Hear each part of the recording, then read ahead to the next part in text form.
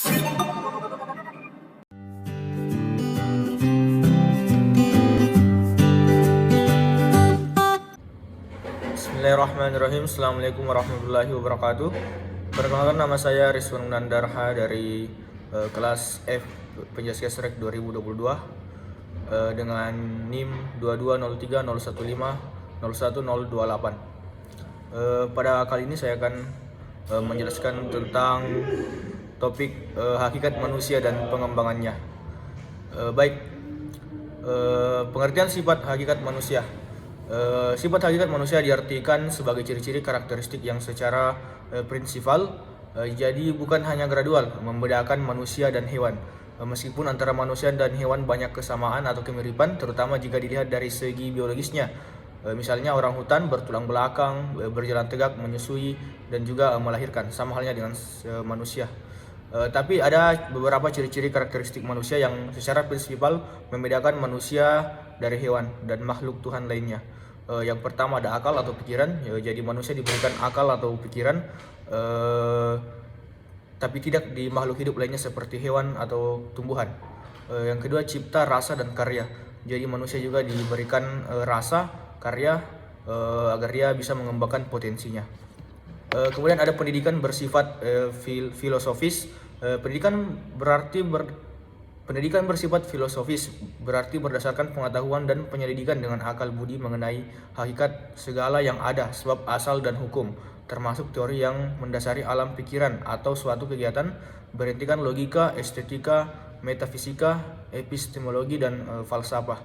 Jadi ini definisi tentang pendidikan filosofis. Kemudian untuk mendapatkan landasan pendidikan yang kukuh diperlukan adanya kajian yang bersifat mendasar, sistematis, dan universal tentang ciri hakiki manusia. Kemudian ada pendidikan bersifat normatif. Normatif berarti bersifat norma atau mempunyai tujuan atau aturan. Jadi sama halnya dengan kehidupan dalam suatu negara atau dalam satu pemerintahan pasti memiliki norma atau aturan yang berlaku. Kemudian ada pendidikan mempunyai tugas untuk mengembangkan sifat hakikat manusia sebagai suatu yang bernilai luhur, dan hal itu menjadi keharusan. Jadi pendidikan juga memiliki tugas untuk menumbuhkan sifat hakikat manusia atau mengembangkan sifat hakikat pada manusia. Kemudian ada wujud sifat hakikat pada manusia. Di antaranya kemampuan menyadari diri, kemampuan mengeksplorasi potensi yang ada, dan mengembangkannya ke arah kesempurnaan dan menyadarinya sebagai kekuatan. Jadi ada wujud dari sifat hakikat manusia. Berbicara mengenai hakikat, hakikat itu bisa didefinisikan sebagai suatu bentuk nyata atau real, kejadian real yang ada dalam kehidupan, atau letak kebenaran yang ada pada suatu yang dibicarakan. Sama halnya dengan hakikat manusia. Jadi manusia diberikan kemampuan mengeksplor potensi yang ada pada dirinya, sebab setiap manusia pasti memiliki. Jadi manusia mampu bereksistensi terhadap apa yang terjadi di lingkungannya, sehingga bisa mengatasi tentang permasalahan-permasalahan atau apa yang sedang terjadi di lingkungannya. Kemudian pendidikan kata hati, kemampuan membuat keputusan tentang baik atau benar dengan buruk atau salah bagi manusia. Jadi manusia memiliki kemampuan munculnya kata hati ketika menanggapi atau menyikapi sebuah keputusan tentang baik atau buruknya atau salahnya, untuk memberikan pendapat terhadap sesuatu yang ia lihat atau yang ia rasakan.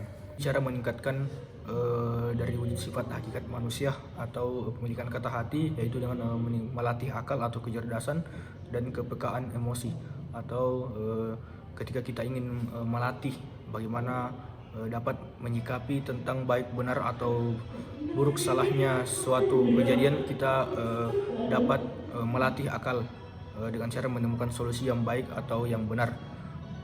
Kemudian manusia memiliki moral atau etika perbuatan yang dilakukan atau nilai-nilai kemanusiaan bermoral sesuai dengan kata hati yang baik bagi manusia, dan sebaliknya etika hanya sekedar kemampuan bersikap atau mengenai sopan santun. Jadi manusia juga memiliki moral atau nilai-nilai kemanusiaan yang biasa, seperti sopan dan santun ketika menemui seseorang atau sesama manusia yang lain. Kemudian kemampuan bertanggung jawab, suatu perbuatan harus sesuai dengan tuntutan kodrat manusia. Manusia juga diberikan tanggung jawab atau rasa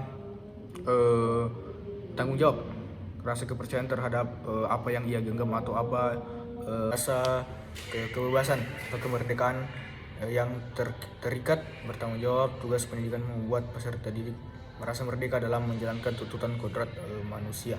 Jadi ada rasa kebebasan atau kemerdekaan sebagai manusia untuk menjalani hidup. Kemudian ada kesediaan melaksanakan kewajiban dan menyadari hak dapat ditempuh dengan pendidikan disiplin.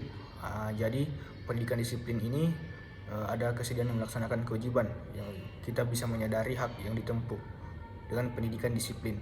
Yang pertama ada disiplin rasional, ketika kita dilanggar kita merasa salah.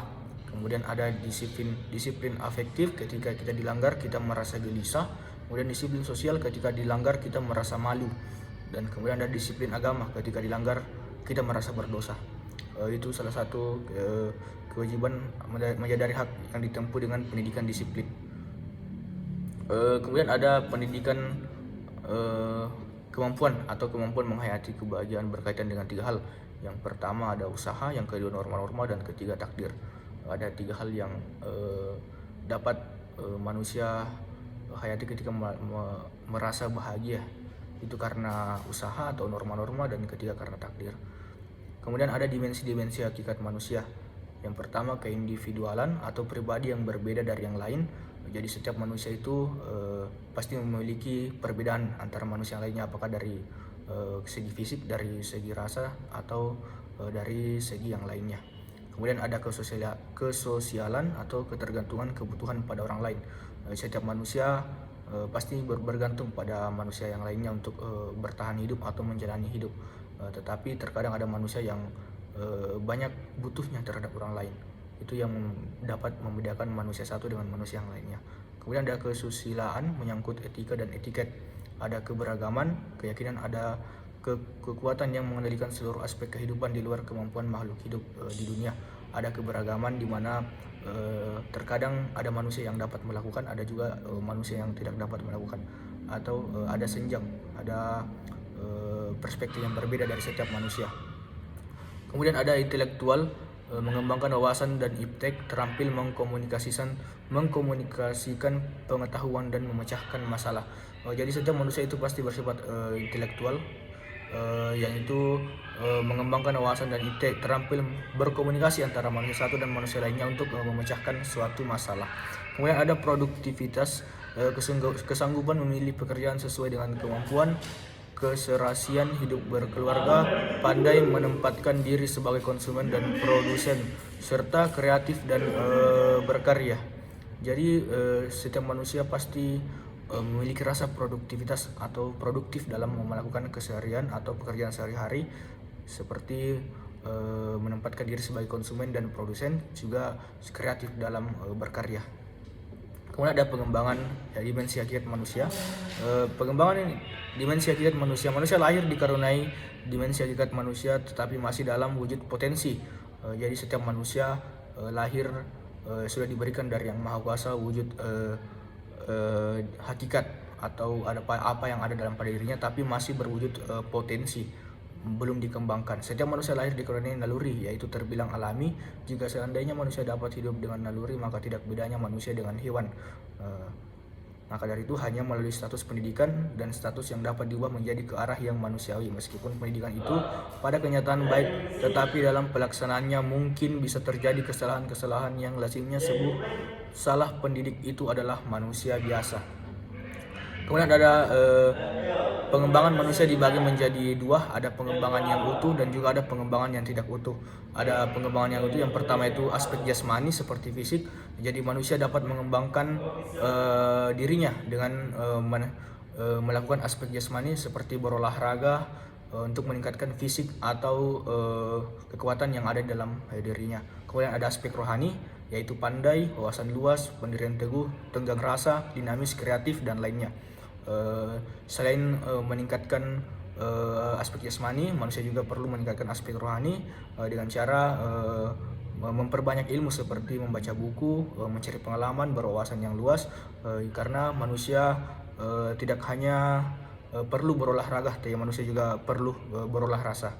Kemudian ada dimensi keindividualian, kesosialan, kesusilaan dan keberagaman. Manusia memiliki individu yang berbeda-berbeda. Setiap manusia pasti memiliki perspektif atau pendapat yang berbeda. Maka dari itu manusia memiliki kesosial juga yang berbeda.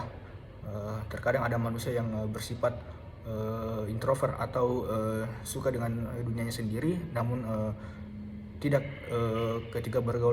Dari aspek kognitif, afektif, dan psikomotorik, manusia juga dapat dikembangkan dari aspek-aspek tersebut. Kemudian pengembangan yang tidak utuh, yang pertama terbaikannya dimensi hakikat manusia.